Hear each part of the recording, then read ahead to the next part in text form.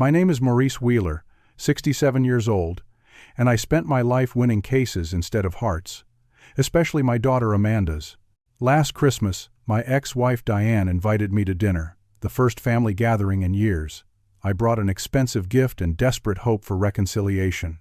I watched as Amanda, now 30, handed beautifully wrapped presents to everyone. When she finished, I noticed my empty hands. I asked about mine with a nervous laugh. Her cold eyes met mine. "You do not deserve a gift," she announced. Everyone froze, then awkward laughter followed. I smiled, reached for my briefcase, and changed everything. Before I continue this story, let me know where you are watching from in the comments. Hit that like button if you have ever experienced family rejection, and subscribe to join our community of life stories. Now, let us unwrap what happened when I opened that briefcase and turned a family ambush into something nobody expected. I was born in Copper Harbor, a tiny speck on the map in northern Michigan where most folks either worked in tourism or struggled to find steady work at all. My father operated a small boat repair shop, and my mother cleaned vacation homes during summer months. We never had much, but they instilled in me a relentless work ethic that would ultimately become both my greatest strength and my most devastating weakness. When I announced my intention to become the first person in our family to attend college, my father laughed. "College is for people with money, boy, not for Wheelers," he told me. That statement lit a fire in me that would burn for decades. I worked 3 jobs through high school, saving every penny. I slept 4 hours a night to maintain perfect grades while unloading trucks at dawn and washing dishes until midnight. By graduation, I had enough for my first semester at Michigan State and a chip on my shoulder the size of Lake Superior. My undergraduate years passed in a similar blur of exhaustion and determination. I graduated with honors and immediately set my sights on law school. The University of Michigan Law School accepted me with a partial scholarship, and I saw it as my ticket to a life completely different from my parents'. During my second year of law, I met Diane Calloway. She was studying art history and worked part-time in the library, where I practically lived. She had this way of looking at me like she could see past all my defenses, past the armor I had built around myself. She brought me coffee during late-night study sessions and somehow convinced me that taking occasional breaks would not derail my carefully plotted course to success. We married 2 weeks after my law school graduation. I was 26, she was 24. I had already accepted an associate position at a prestigious corporate firm in Chicago. The starting salary was more than my parents had ever made in a single year combined. I remember calling them with the news, hoping finally for some acknowledgement, some pride. My father simply said, "Don't forget where you came from," and hung up. We never really spoke again before he passed. When Amanda was born 3 years later, I stood in the hospital room holding this tiny human, terrified and awed in equal measure. I promised her silently that she would never know the kind of struggle I had experienced, that I would give her everything I never had. In my mind, that meant security, opportunities, the best education money could buy. I did not yet understand that presence would have been worth more than all of those things combined. My rise through the legal ranks was meteoric. I specialized in corporate litigation and developed a reputation for being brilliant but ruthless. I never lost a case. Clients sought me out specifically because I was relentless, because I would work longer and prepare more thoroughly than any opponent. Partners fast-tracked me, and by the time Amanda turned 7, I made junior partner myself. My schedule became increasingly demanding. I would leave before dawn and return well after Amanda was asleep. I kept a cot in my office for the frequent all-nighters. I missed her dance recitals. I missed her soccer games. I missed her birthday parties, sending extravagant gifts in my place as if objects could substitute for presents. I convinced myself that providing financially was enough, that she would understand someday that every hour away was for her future. When Amanda was 14, Diane left the stack of divorce papers on my desk one Sunday when I came home to shower and change before returning to work. I had a major case going to trial the next day, and I barely registered the emotional impact. I simply saw it as another problem to solve, another negotiation to win. I hired the most aggressive divorce attorney in Chicago and fought for custody more out of principle than practicality. The custody battle turned ugly. Diane presented calendars documenting my absence at family events.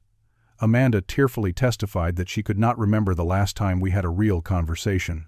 I countered with financial statements showing the privileged life I provided, the private school tuition, the summer camps, the college fund already substantial enough to send her anywhere she wanted. Technically, I won joint custody. In reality, I lost my daughter entirely. The mandatory weekend visitations became exercises in awkward silence. I would take her to expensive restaurants where she would push food around her plate. I bought her designer clothes she never wore. I tried to engage her about school, but my questions felt like cross-examinations rather than fatherly interest. As Amanda navigated her teenage years, her resentment calcified into something harder and more permanent. She began canceling our weekends for school projects, friends, birthdays, debate team competitions. I did not push back, telling myself I was respecting her growing independence, while secretly relieved to return to the familiar comfort of my work. By the time she left for college at Northwestern, our relationship consisted of holiday phone calls and graduation checks. I attended her college graduation, sitting awkwardly next to Diane and her new husband Thomas, a high school art teacher who somehow connected with Amanda in ways I never managed. I watched from a distance as they embraced, laughed, shared inside jokes I would never understand. I gave her a platinum credit card as a graduation gift. She thanked me politely and returned it a month later unused. In recent years, I made periodic attempts to reconnect. I invited her to dinners when business brought me near her Chicago neighborhood. She usually declined, and on the rare occasions she accepted, she arrived late and left early. I sent thoughtful birthday gifts based on fragments I gathered about her life from social media. She sent brief thank you texts that felt like professional courtesies rather than familial warmth. At 67, I finally began to recognize the emptiness of my achievements. My law firm partnerships, my courtroom victories, my substantial bank accounts all felt hollow without anyone to share them with or leave them to. I had won every professional battle and lost the only personal war that mattered. The invitation arrived by text on December 15th last year. Diane was hosting Christmas dinner and wondered if I would like to join. She mentioned that Amanda specifically asked if I could come. I read the message 10 times, analyzing it like a contract for hidden clauses or traps. After years of strained holiday calls and rejected invitations, why now? Hope bloomed dangerously in my chest. Perhaps Amanda had reached an age where she wanted to reconcile. Perhaps at 30, with her own successful career as an environmental scientist, she had gained perspective on my choices. Perhaps she finally understood that my absence, while inexcusable, came from misguided love rather than indifference. I called Diane for context, something I rarely did. Our post-divorce communications had been limited to logistical matters about Amanda during her teen years and had dwindled to almost nothing since she reached adulthood. "Maurice, it would mean a lot to everyone if you came," Diane said, her voice careful, measured. "Thomas' children from his first marriage will be there with their spouses, and his sister Barbara and her husband. And of course Amanda. It has been too long since we have all been together." I noticed she did not directly confirm that Amanda had requested my presence, but I chose not to press. Instead, I accepted immediately, marking the date in my calendar and canceling a long-standing golf retreat with colleagues in Scottsdale. The question of an appropriate gift for Amanda consumed me for days. I visited 8 jewelry stores before selecting a platinum bracelet with a small emerald pendant.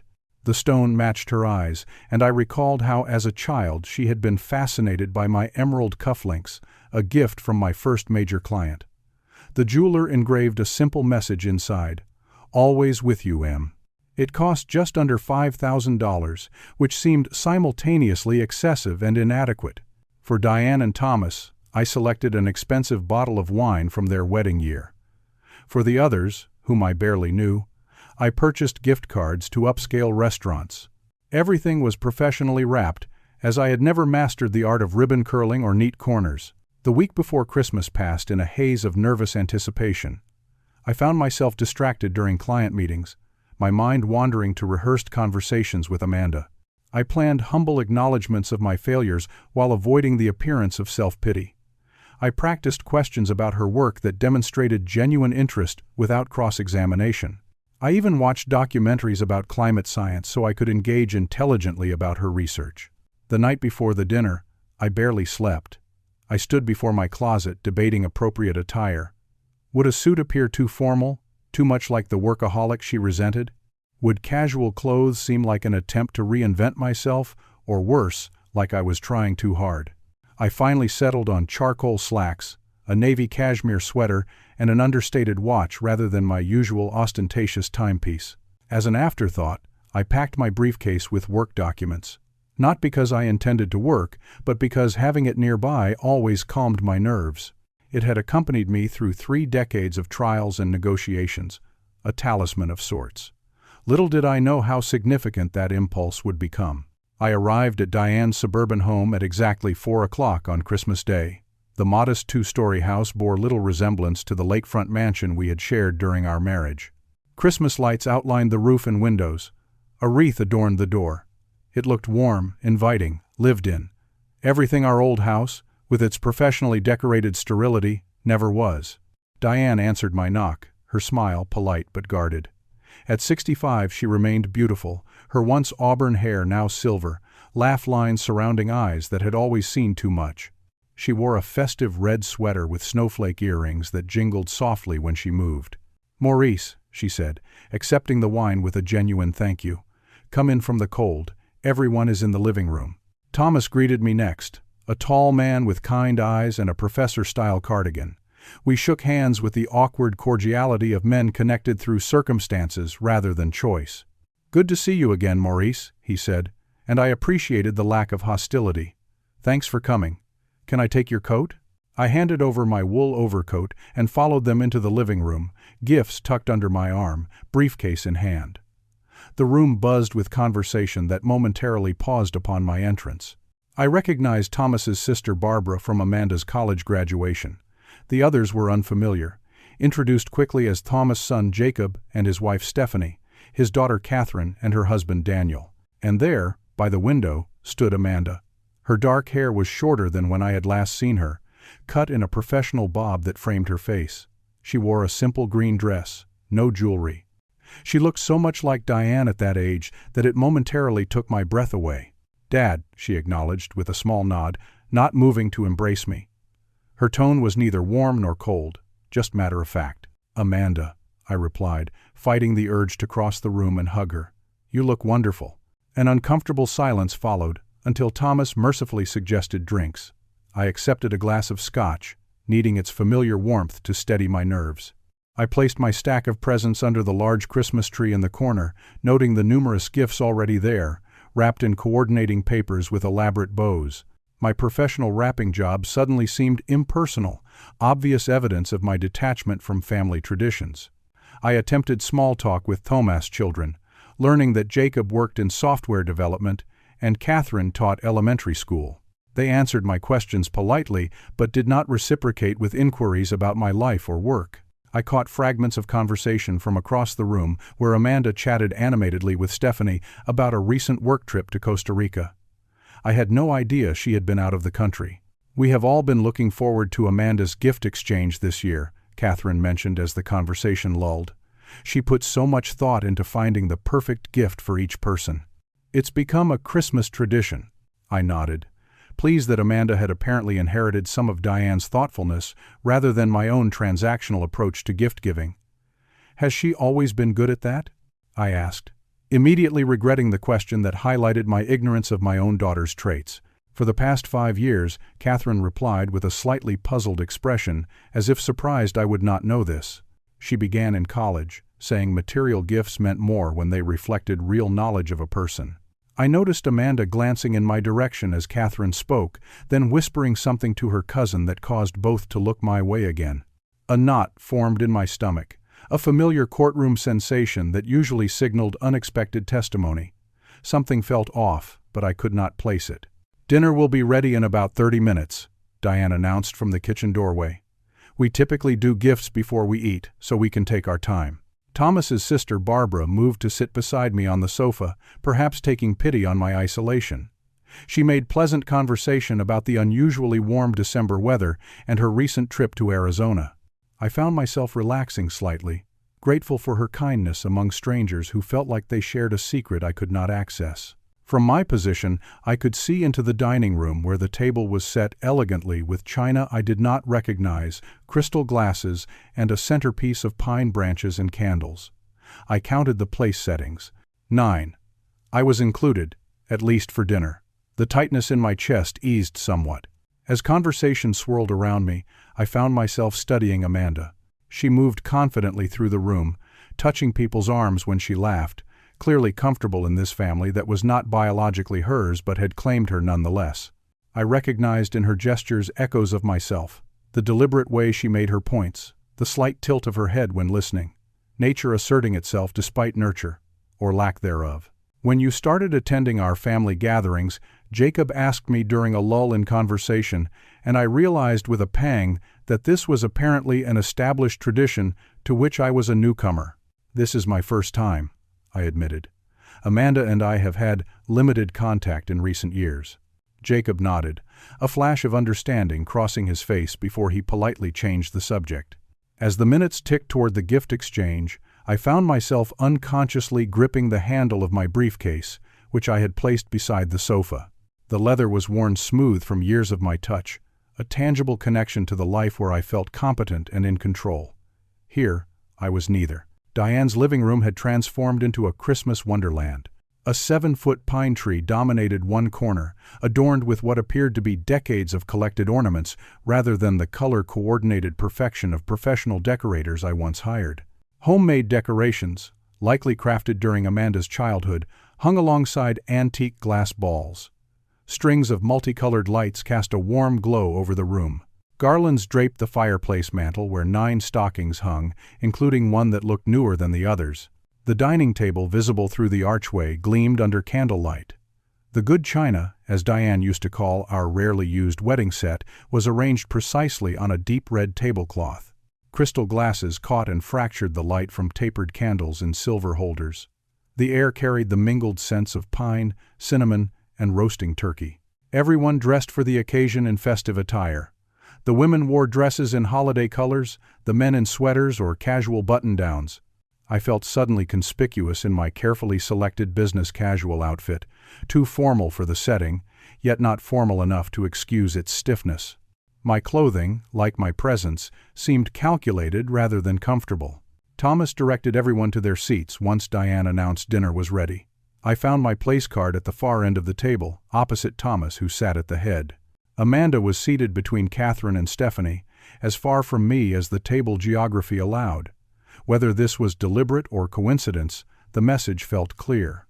Dinner began with Thomas' brief but heartfelt grace, thanking God for family, health, and the opportunity to share another year together. I bowed my head respectfully, though prayer had never been part of my personal practice. When I raised my eyes, I caught Amanda watching me with an unreadable expression. The food passed family style, platters and bowls making their way around the table. Turkey, mashed potatoes, green bean casserole, cranberry sauce, rolls still warm from the oven. I complimented Diane's cooking sincerely. She had always been talented in the kitchen, though during our marriage, dinner parties had been catered affairs designed to impress colleagues rather than nurture family. "So, Amanda," Jacob's wife Stephanie began, "tell everyone about your promotion." I nearly dropped my fork. "Promotion? When had this happened?" Amanda smiled, clearly pleased. "It's not official until January, but yes, the university approved my advancement to associate professor with tenure. My climate research grant was renewed for another 3 years, too." Congratulations poured from around the table. I added mine, trying to mask my surprise. "I had no idea you were up for tenure already. That's wonderful." "Yes," Amanda replied, meeting my eyes briefly. The committee decision was back in October. She did not add that she had not thought to share this news with me, but the implication hung between us. The conversation shifted to Catherine's first-grade classroom and their upcoming school play. She spoke animatedly about her students, and I noticed how Thomas beamed with pride at his daughter. I recognized that look, had seen it on clients' faces when they spoke of their children's accomplishments. I tried to recall if I had ever directed it toward Amanda when she was growing up.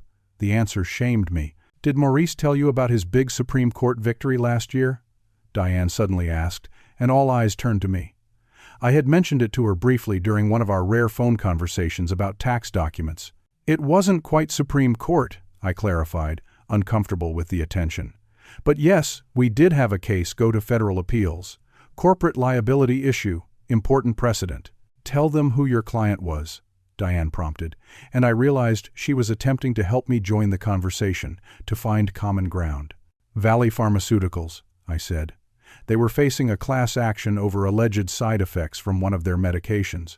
The company's stock went up 20% when they won, Diane added. I saw it in the financial news.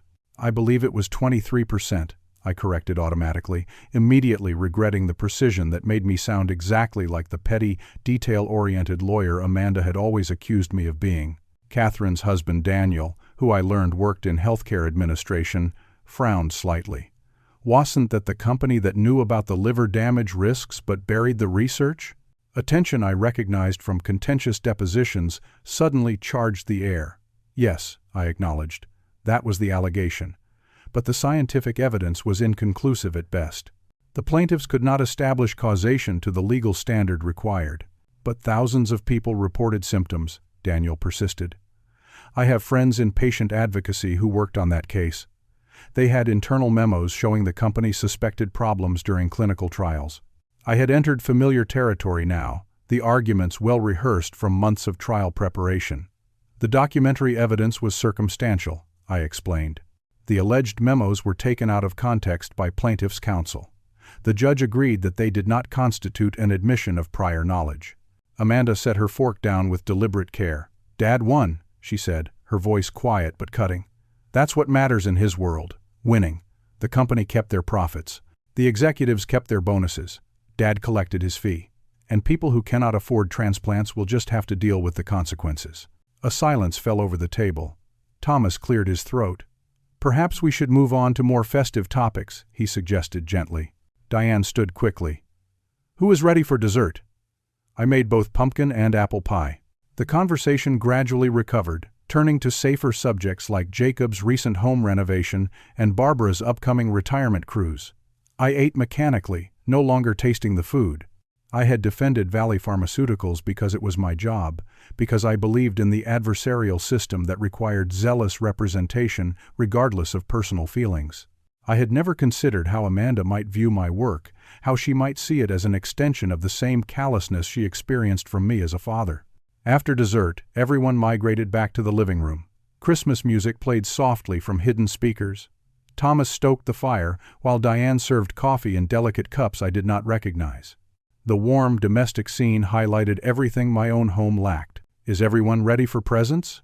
Amanda asked, clapping her hands together with excitement that seemed at odds with her earlier coolness. Her sudden enthusiasm sent another warning signal through my lawyer's instincts, but I dismissed it as paranoia. Everyone arranged themselves around the tree, finding seats on sofas and chairs pulled close for the occasion. I positioned myself slightly apart, not wanting to presume inclusion. My briefcase rested against the side of my chair, its presence oddly comforting. Amanda knelt beside the tree, surrounded by carefully wrapped packages. She's been so secretive this year, Barbara commented. Wouldn't give us a single hint about what she chose. That's because each gift has special meaning, Amanda explained, her voice taking on a theatrical quality. I've spent months finding just the right item for each person, something that represents our relationship and my appreciation for who you are in my life. She began with Thomas, presenting him with a thin package that turned out to be vintage jazz records from his favorite artist. His genuine delight as he examined each album cover made clear the thoughtfulness behind her selection. Next came Diane, who unwrapped a hand-woven shawl in vibrant blues and purples. Amanda explained she had commissioned it from an artist whose gallery they had visited together during a mother-daughter trip to Santa Fe. Diane draped it around her shoulders immediately, tears glistening in her eyes. One by one, Amanda distributed her gifts, each accompanied by a personal story. For Catherine, a rare first edition of her favorite childhood book. For Jacob, custom-designed gaming equipment related to a hobby I gathered they shared. For Stephanie, artisanal cooking tools connected to recipes they had apparently enjoyed preparing together. For Daniel, tickets to a concert by a band they had discussed. For Barbara and her husband, a weekend getaway to a bed and breakfast they had admired. Each recipient responded with genuine appreciation, often embracing Amanda or exclaiming over her thoughtfulness. With each gift, the knot in my stomach tightened. Every story she told emphasized connections I did not share, inside jokes I was not part of, memories I had not helped create. The careful curation of her gifts highlighted the deep knowledge she had of each person present, a stark contrast to my own superficial understanding of her life. As the last of the other presents was unwrapped, I sat with my untouched glass of eggnog, the emerald bracelet box suddenly heavy in my pocket. I had not yet presented my own gifts, waiting for what seemed like an appropriate moment. That moment never arrived. Amanda stood in the center of the room, surrounded by discarded wrapping paper and smiling faces. She looked around with satisfaction, then her eyes landed on me. "I think that's everyone," she said with a finality that could not be misinterpreted. A silence fell over the room as everyone seemed to register simultaneously that I had not received a gift. Diane shifted uncomfortably in her seat. Thomas suddenly became very interested in adjusting a log in the fireplace. Barbara's eyes darted between Amanda and me with growing concern. I cleared my throat, attempting to inject lightness into my voice that I did not feel. "Nothing for your old dad this year?" I asked, with a strained smile. Amanda turned to face me fully, her posture straight, chin slightly raised. The pose reminded me painfully of how she stood when delivering oral arguments in her high school debate competitions, the few I had managed to attend. "No, Dad," she said clearly, her voice carrying easily in the quiet room. "You do not deserve a gift." My breath caught. The bluntness of the statement, delivered in such a public setting, struck like a physical blow. Barbara's husband coughed awkwardly. Catherine looked down at her lap. No one spoke. "Why would I give you a gift?" Amanda continued, her voice gaining momentum. "Gifts are expressions of love, appreciation, and connection. They represent shared experiences and mutual respect." She gestured around the room. "Everyone here has been present in my life. They have listened to me, supported me, shown up when it mattered." She took a step toward me, and I resisted the urge to stand, to equalize our positions. Some lawyer part of me recognized that any defense would only make this worse. "You missed my high school graduation for a deposition in Dallas," she said. "You scheduled a client meeting during my college scholarship ceremony. You were too busy to visit when I had appendicitis my sophomore year. You sent your assistant to my thesis presentation." Each accusation landed with precision, hitting vulnerable points with the skill of a practiced litigator. She had clearly prepared this case against me, gathered her evidence, organized her arguments for maximum impact. "When Mom remarried, you sent a gift card. When I earned my doctorate, you called for 5 minutes between meetings. When I published my first major research paper, you emailed congratulations with 3 typos because you couldn't be bothered to proofread a single paragraph for your only child." Her voice remained steady, but I could see the slight trembling of her hands, the only outward sign of emotion breaking through her controlled exterior. "You chose work over family at every opportunity. You chose winning cases over witnessing my life. You chose being a great lawyer over being even a mediocre father." She turned to address the room now, as if I were merely an exhibit in her presentation rather than its target. "He once told me that sentimentality was an inefficient use of time," she said with a bitter laugh. "So I am being efficient now. No gift, no pretense, no more acting like the bare minimum deserves celebration." Someone, I think it was Jacob, gave a nervous chuckle that quickly died. Others shifted in their seats, clearly uncomfortable but not intervening. Diane looked pained but remained silent. This was apparently Amanda's show, and no one would stop it. "I know what you are all thinking," Amanda continued, looking around the room, "that this is harsh, that it's Christmas and we should maintain the peace." She shook her head. "But I am done pretending. I am done with the birthday calls that last 5 minutes. Done with the generic gifts chosen by his secretary. Done with a father who remembers case law perfectly but can't recall what I studied in graduate school." The accusations stung precisely because they contained undeniable truth. I had delegated birthday gift selection to my assistant for years. I had mixed up environmental science and environmental law in a recent conversation. I had prioritized work consistently and without sufficient reflection on the cumulative cost. One particular memory surfaced, sharp and painful.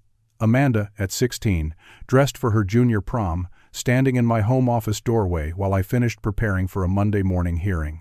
I had promised to take photos, to see her off with her date. Instead, I had asked her to wait 5 minutes that stretched to 45. By the time I emerged, she had left with her mother, who had come to pick her up after receiving a tearful call. The hurt in her eyes the next weekend, when I tried to apologize, haunted me still. I realized Amanda had stopped speaking. All eyes were on me, waiting for a response, a defense, perhaps an angry outburst that would only confirm her portrayal of me. I felt a familiar courtroom calm descend, the detached clarity that had served me well in professional crises. Part of me wanted to point out that I had paid for her education without complaint, that the opportunities she enjoyed came from my financial support, that the career she was proud of had been made possible by my work ethic. I wanted to explain that I had been raised by a father who showed love only through provision, never through presence, and I had known no other model to follow. But those arguments, however factual, would miss the emotional truth at the center of her indictment. She did not want my money or my justifications. She had wanted my time, my attention, my presence, the things I had most withheld. The room remained uncomfortably silent. Someone, I think it was Barbara, murmured something about helping Diane in the kitchen.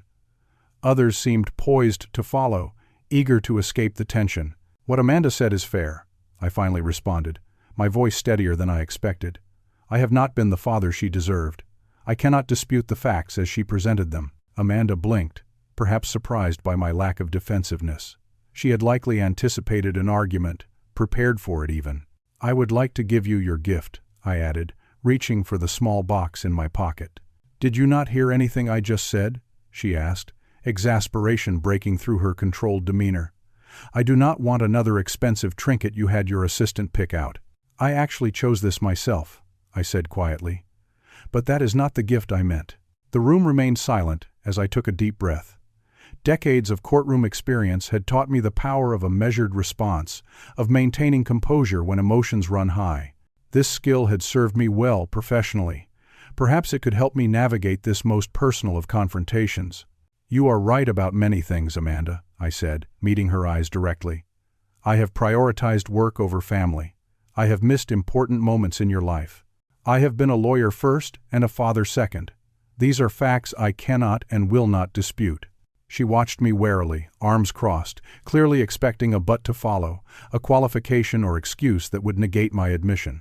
I offered none. Instead, I reached down beside my chair for my briefcase. The familiar leather felt smooth under my fingers, a touchstone connecting me to my identity as a successful attorney, the identity that had simultaneously given me everything and cost me everything that mattered. Several people in the room exchanged confused glances. Thomas frowned slightly, perhaps concerned I was about to produce legal documents or some other inappropriate response to a family conflict. "Is he seriously getting work out right now?" I heard Catherine whisper to her husband. I placed the briefcase on my lap and opened it slowly, the brass clasps making their distinctive click. Inside were not the legal briefs or corporate contracts that normally filled its compartments. Instead, carefully organized in acid-free sleeves and folders, was a collection I had carried with me to every major city, every hotel room, every temporary apartment during decades of business travel. The first item I removed was a small watercolor painting, the paper slightly yellowed with age. I held it up for Amanda to see. "Your first art project from kindergarten," I said. "Your teacher, Mrs. Lakeshore, sent it home in your backpack. You painted our family standing in front of a house with a purple roof." Amanda stared at the childish artwork, momentarily speechless. I reached into the briefcase again and withdrew a stack of newspaper clippings preserved in plastic sheets. "Every article that mentioned you, from the elementary school spelling bee you won in 3rd grade, to your high school debate team championship, to the university press release about your climate research grant. I have subscribed to every publication connected to your schools and work for the past 25 years. I continued removing items one by one, a folder containing dozens of academic certificates and awards, her college and graduate school commencement programs. A pressed corsage from her high school prom, the one I had failed to photograph. Birthday cards she had made for me as a child, some with backward letters and glitter that still occasionally escaped the protective covers. Then came the more personal items. A journal with a worn leather cover. "I began keeping this the day you were born," I explained, opening it to show pages of my distinctive handwriting. Not a traditional baby book, but my observations, thoughts, and yes, regrets. I wrote in it through your childhood and continued even after the divorce, recording the events I missed, acknowledging my failures, preserving the fragments of your life I managed to witness or learn about secondhand. I removed a stack of photographs next, not the formal portraits I had commissioned from professional photographers, but candid shots taken when she wasn't looking. Amanda laughing with friends at her 10th birthday party, one of the few I had attended. Amanda asleep on the couch with a book on her chest during a weekend visitation. Amanda in her graduation cap, looking toward her mother and stepfather rather than toward me and my camera. Finally, I took out a legal document, not brandished as a weapon but offered as evidence of a different kind. "This is the trust I established when you were born," I said quietly. "Not just the college fund you know about, but a separate trust that has grown over 30 years. I have never mentioned it because it wasn't meant as leverage or to buy your affection. It represents something else entirely." I handed her the document, which she took automatically, her expression a complex mixture of confusion, suspicion, and something less easily defined. "The trustee instructions are on page 3, I added. "The funds are designated for climate research grants, specifically for female scientists working on the environmental issues that matter most to you. I funded it with 20% of every legal fee I earned throughout my career." Her eyes widened as she noted the amount, substantial enough to fund multiple research positions for decades. "You never told me," she said, her voice barely audible. "It wasn't meant to impress you or earn gratitude," I replied honestly. "It was penance, perhaps, or hope, a way of supporting what matters to you, even when I failed to show support in more personal ways." I returned to the briefcase, removing the final item, a small stack of business cards. "My therapist's contact information," I explained. "I began seeing her 18 months ago. She specializes in workaholism and estranged family relationships. I was ashamed to tell you because it felt like another failure, an admission that I did not know how to be a father without professional help." The room had grown so quiet that the crackling of the fire seemed thunderous. Diane had tears streaming silently down her cheeks. Thomas looked at his hands. Barbara and her husband exchanged glances that spoke volumes about their surprise. Amanda stood perfectly still, her earlier righteous anger replaced by visible confusion. This clearly was not the response she had expected or perhaps hoped for. She had prepared for a fight, for defensiveness, for the Maurice Wheeler who had never admitted fault in a courtroom or a marriage. Instead, she faced a father who had preserved the fragments of her life like precious artifacts, who had carried the evidence of his love and his failure, in a briefcase she had probably assumed contained only legal documents and corporate secrets. "I have no defense for being absent, Amanda," I said, my voice steady despite the emotion threatening to break through. "You deserved a father who showed up, who put you first, who made you feel valued and heard. I failed to be that father. These mementos are not a substitute for presence. This trust fund does not make up for missed birthdays. My regret, however genuine, cannot rewrite your childhood." I closed the briefcase gently, resting my hands on its worn surface.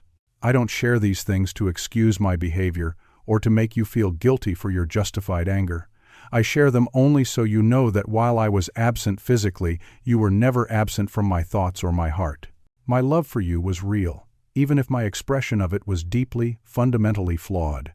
I stood slowly, gathering my coat from where it hung by the door. "Thank you for your honesty tonight," I said to Amanda. "You deserve the opportunity to speak your truth without interruption or excuse.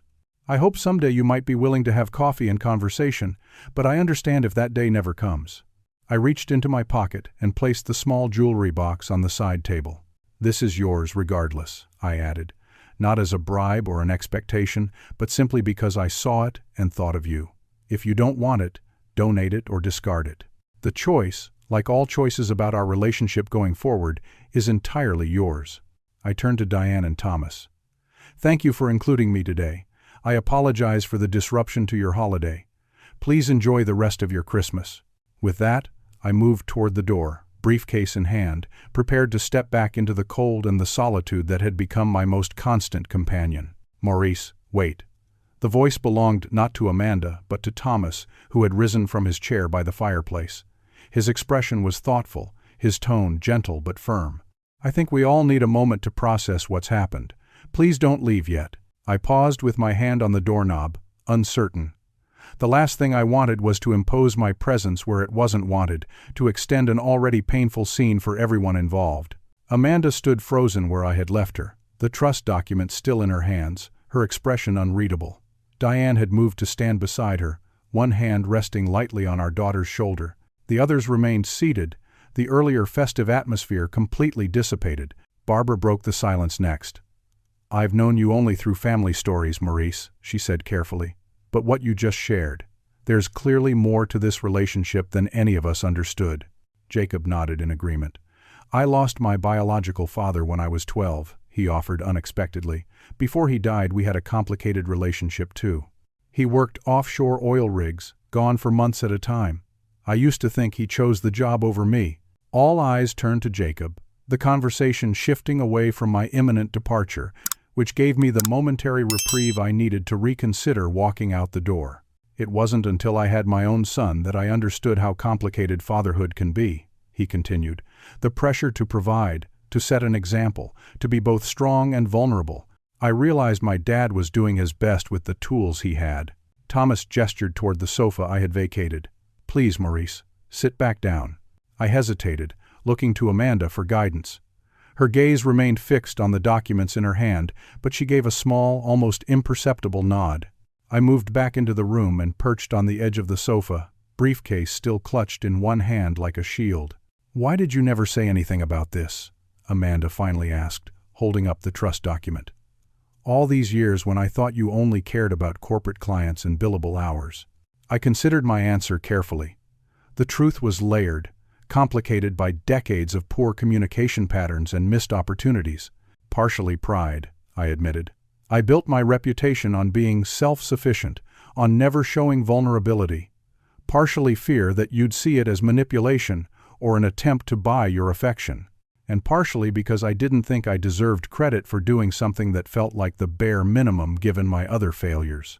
"The bracelet you brought tonight," Amanda said, gesturing toward the small box on the side table. "Did you really pick it out yourself?" I nodded. "Emerald to match your eyes.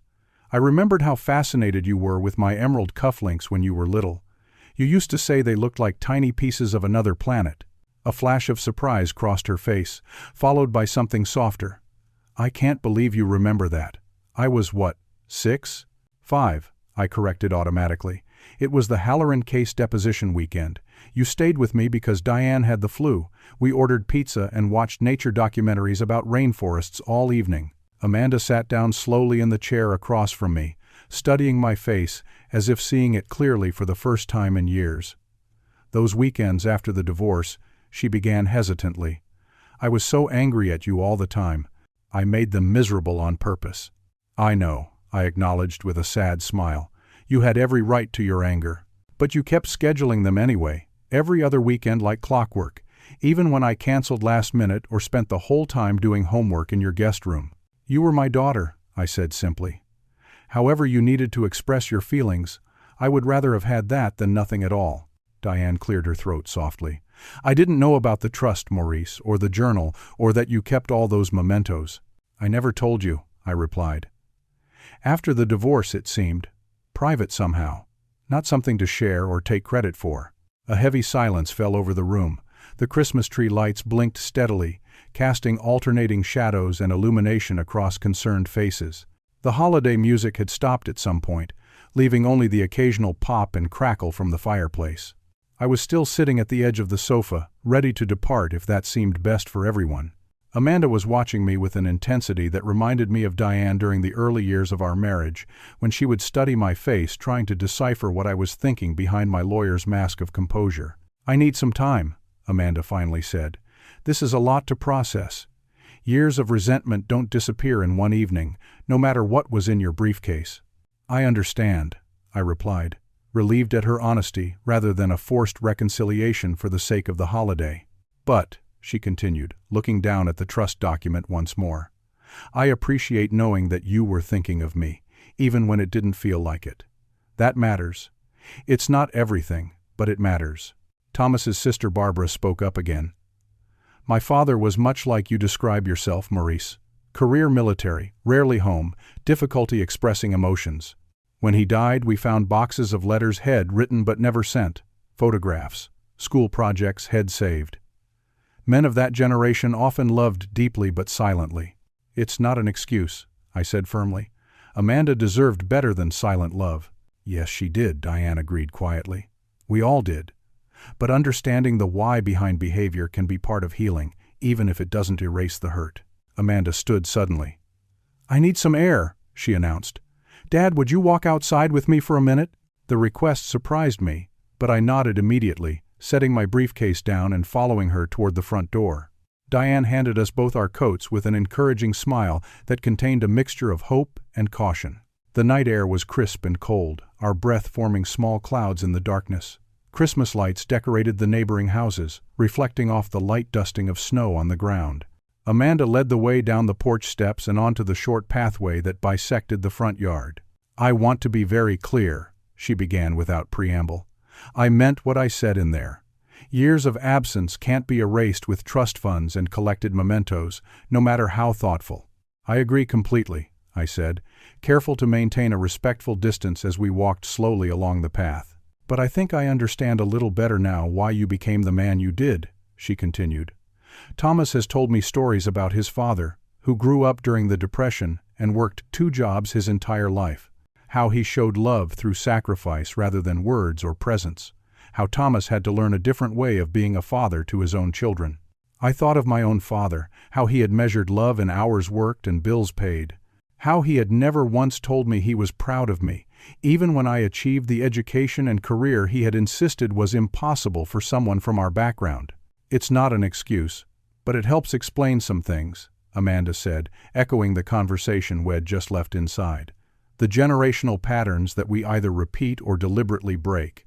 We reached the end of the walkway and turned back toward the warmly lit house. Through the front window, I could see the others talking quietly in the living room, occasionally glancing our way. I can't promise anything, Dad, Amanda said, stopping before we reached the porch steps. I can't suddenly forget 30 years of disappointment or pretend everything is fine now. I would never ask that of you, I assured her. Your feelings are valid and entirely deserved. She nodded, seeming to appreciate the acknowledgement. But maybe we could try coffee sometime after the holidays. Just talking. No expectations. I'd like that very much, I said, careful to keep my voice neutral despite the surge of hope her words ignited. And I'd like to look through that briefcase sometime if you're willing. See those memories you kept. Of course, I agreed immediately, whenever you'd like. We stood in silence for a moment, the Christmas lights casting multicolored reflections on the snow around us. There would be no dramatic reconciliation tonight, no tearful embrace to instantly heal decades of hurt. But there was a crack in the wall between us, a small opening where light might eventually filter through. You should go back to your hotel, Amanda suggested gently.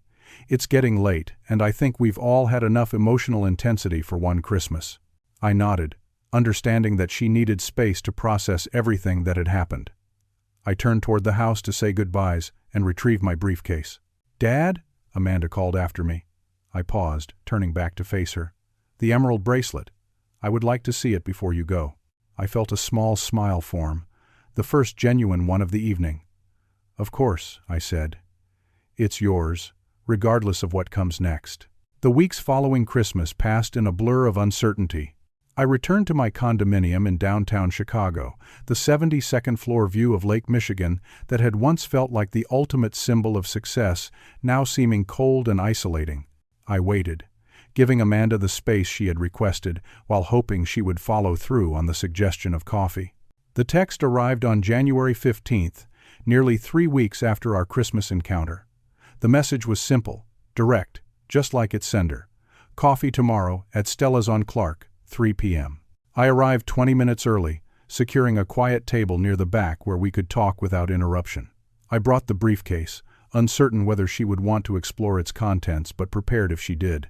I ordered black coffee and waited, trying to calm the uncharacteristic nervousness that made my hands less steady than they had been even during Supreme Court arguments. She arrived precisely at 3, dressed in a professional charcoal pantsuit that reminded me painfully of Diane in her early 30s. Her hair was pulled back, her expression cautious but not hostile. She ordered a complicated coffee drink with almond milk and extra espresso, then sat across from me, hands folded on the table between us. The conversation began awkwardly. Small talk about the unusually mild January weather, a neutral comment about a new art exhibit at the museum downtown. Gradually, the rhythm became more natural, less forced. She asked about my current cases, and I found myself talking about a pro bono project I had recently taken on, representing elderly tenants facing eviction from a building slated for luxury conversion. "You do pro bono work?" she asked, unable to keep the surprise from her voice.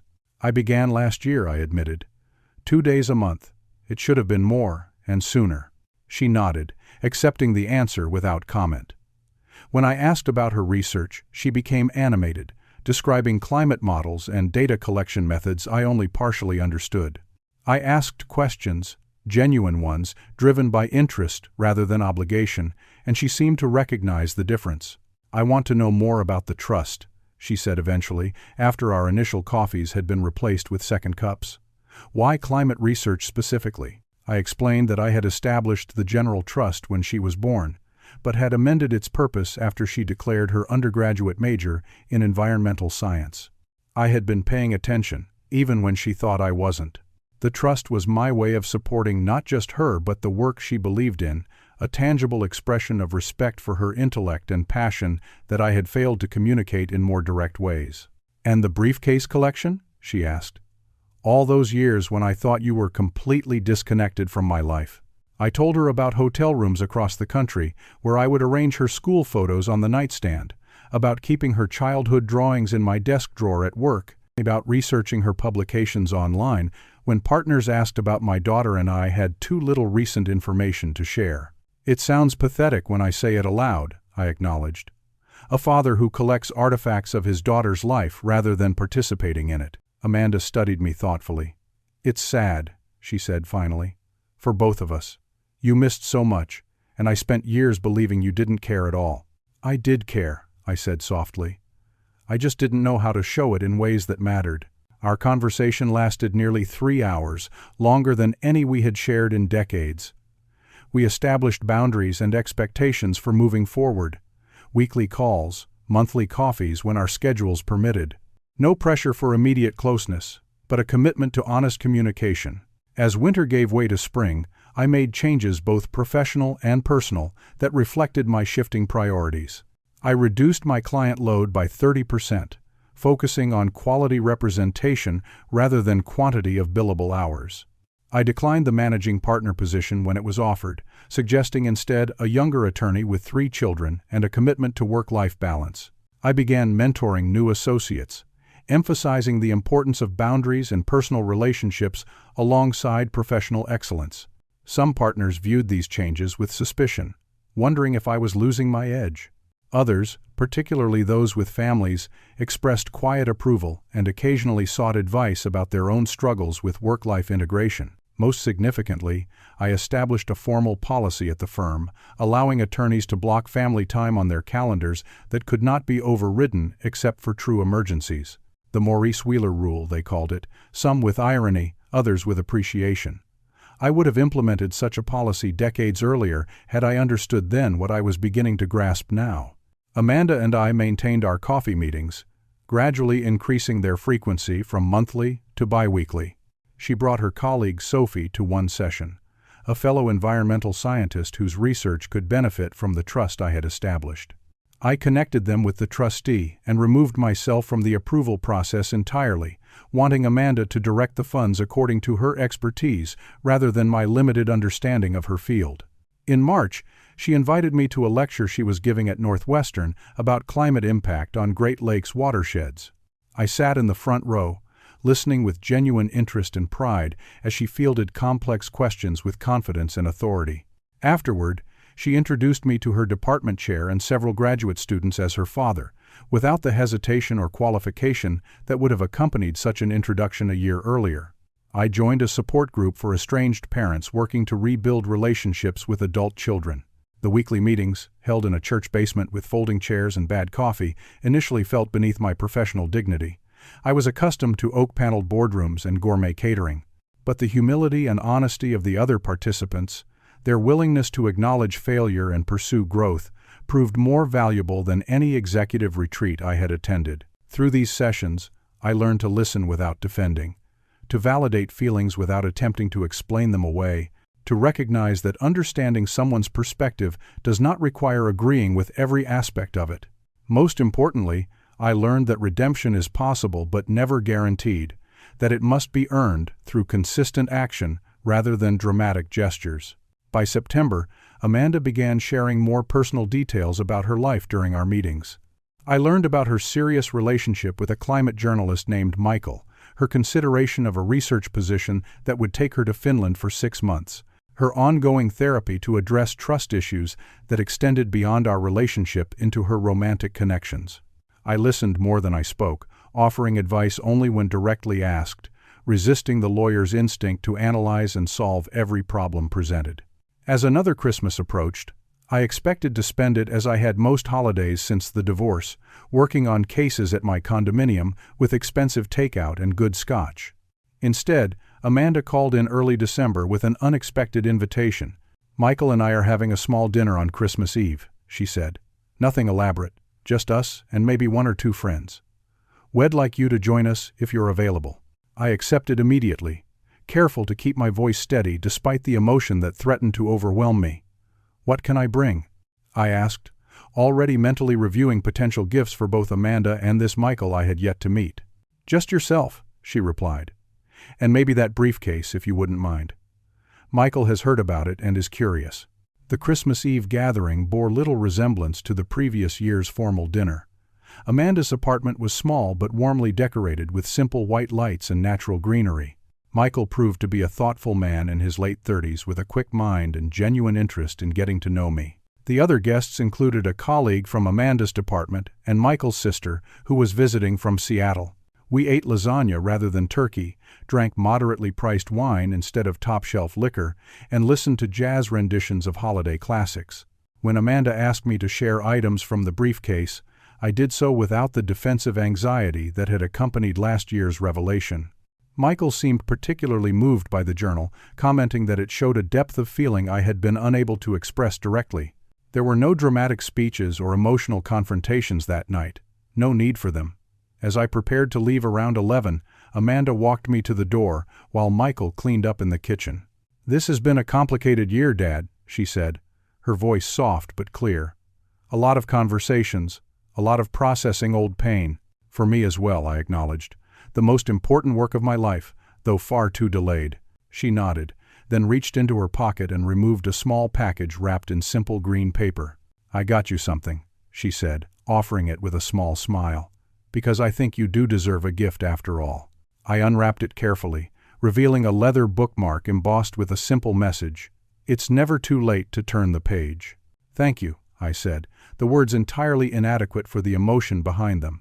"Merry Christmas, Dad," she replied, and for the first time in longer than I could remember, she initiated a brief, somewhat awkward, but entirely genuine hug. As I drove back to my condominium that night, I reflected on the journey of the past year. The relationship Amanda and I were building now was not the same one we might have had if I had been present during her childhood.